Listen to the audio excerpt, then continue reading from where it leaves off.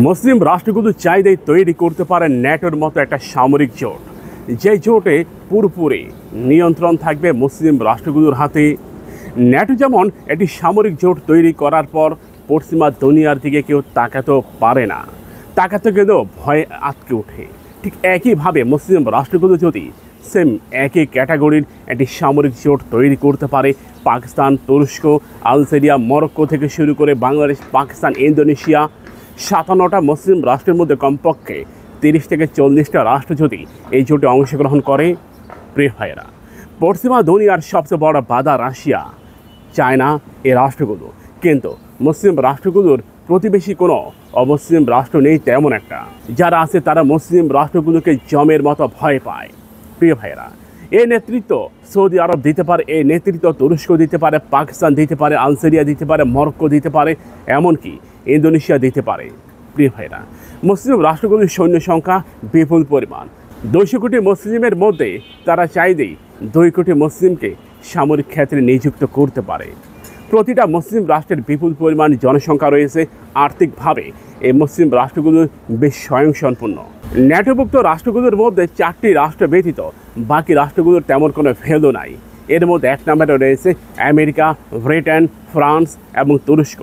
এই 4টি রাষ্ট্র ব্যতীত বাকি রাষ্ট্রগুলো শুধুমাত্র নাম কামাইয়ের জন্য এই জোটে যুক্ত হয়েছে। মুসলিম রাষ্ট্রগুলোর দিকে আপনি তাকিয়ে দেখুন। ইন্দোনেশিয়া রয়েছে, সামরিক ক্ষেত্রে অর্থনৈতিকভাবে ব্যাপক স্বয়ংসম্পূর্ণ। পাকিস্তান রয়েছে, এরপর তুরস্ক রয়েছে, আলজেরিয়া রয়েছে, সৌদি আরব রয়েছে।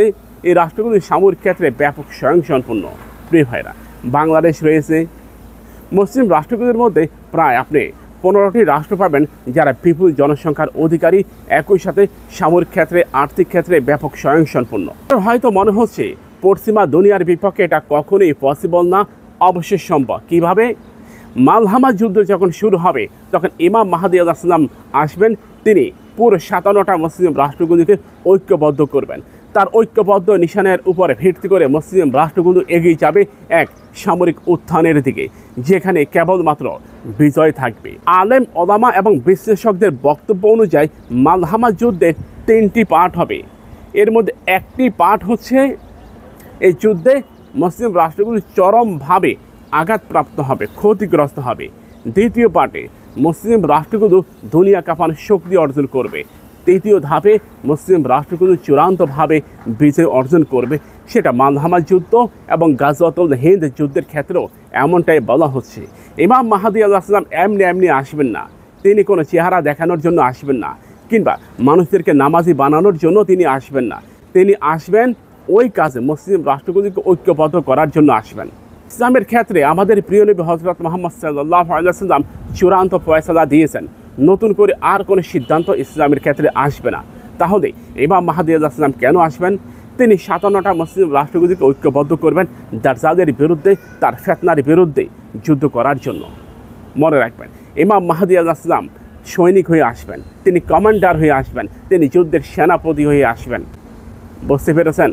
ইমাম মাহদী আলাইহিস সালাম সম্পর্কে ইউটিউব এবং ফেসবুক, একই সাথে সোশ্যাল মিডিয়া, গুগল, উইকিপিডিয়াতে অনেক তথ্য রয়েছে, আপনি চাইলে সেখানে দেখে আসতে পারেন। ইমাম মাহদী আলাইহিস সালাম সারা পৃথিবীতে খেলাফত কায়েম করবেন।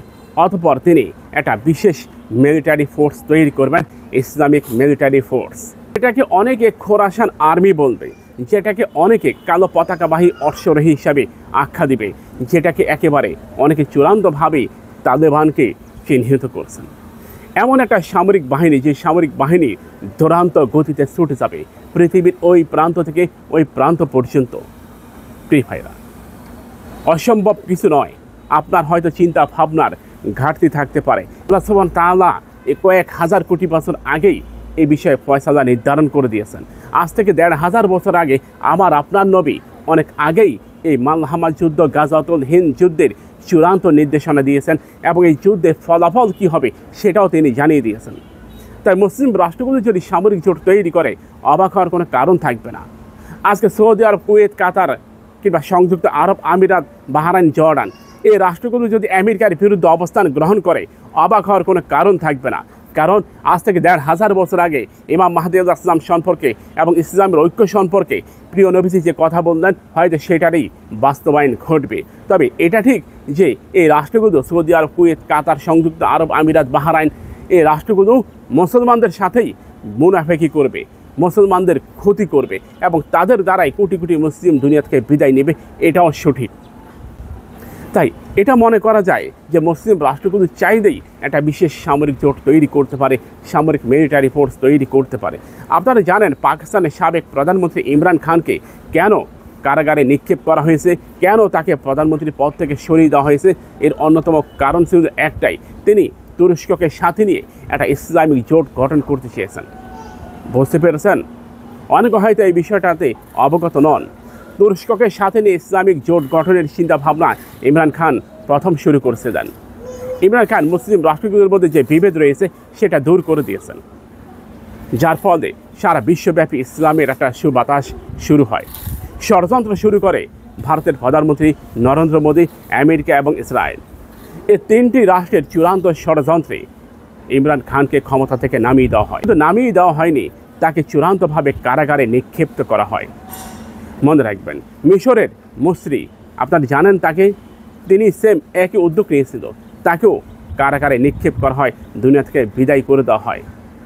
সৌদি আরবের সাবেক বাদশাহ আবদুল্লাহ, তিনিও এই ধরনের একটা চিন্তাভাবনা করেছিলেন, তাকেও দুনিয়া থেকে বিদায় করে দেওয়া হয়েছে। যারা এই চিন্তাভাবনা করবে, যে সমস্ত রাষ্ট্র এই চিন্তাভাবনা করবে, তাদেরকে হয় ক্ষমতা থেকে নামিয়ে দেওয়া হবে আর নতুবা দুনিয়া থেকে বিদায় করে দেওয়া হবে।